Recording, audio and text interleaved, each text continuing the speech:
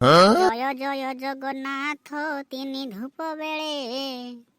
ଓହୋ କି ଶାନ୍ତି ସେଠି, ଜମା ଆସିବା ପାଇଁ ମନ ହଉନାହିଁ। ସେଠି ବାଙ୍କୁ ନା କିଏ ଠିଆ ହେଇଛି ରେ? ହଁ ଲୋ ଭାକୁ ମଉସା, ମୁଁ ବାଙ୍କୁ ଠିଆ ହେଇଛି। କ'ଣ ଗୋଟେ ମାଇକିର ପ୍ରଚାର କରୁଛି, ମୁଁ ଶୁଣି ପାରୁନି।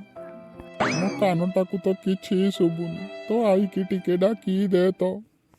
ଆଇକି କ'ଣ ପାଇଁ ଡାକିବୁ ଲୋ ଭାକୁ ମଉସା, ମୁଁ କହୁଛି ଶୁଣୁ। ମୋ ପାଖକୁ ଚାଲିଗଲ ଭାକୁ ମଉସା, ମୁଁ କହିଲେ ଶୁଣିବୁ। ହଉ ଯାଉଛି ଲୋ।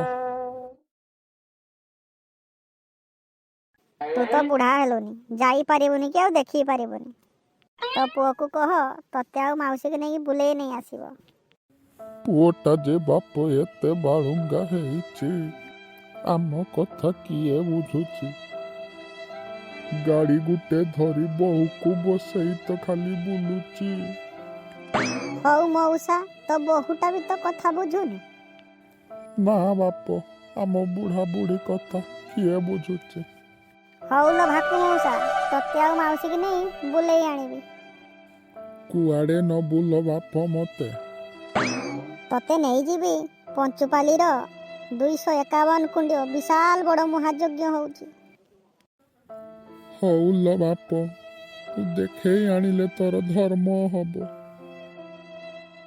ସାଙ୍ଗମାନେ, ଭାକୁ ମଉସାକୁ ମାଉସୀକି ନେଇ ମୁଁ ପଞ୍ଚୁପାଲିରେ ବିଶାଳ ବଡ଼ ମହାଯଜ୍ଞରୁ ଟିକେ ବୁଲେଇ ନେଇ ଆସେ।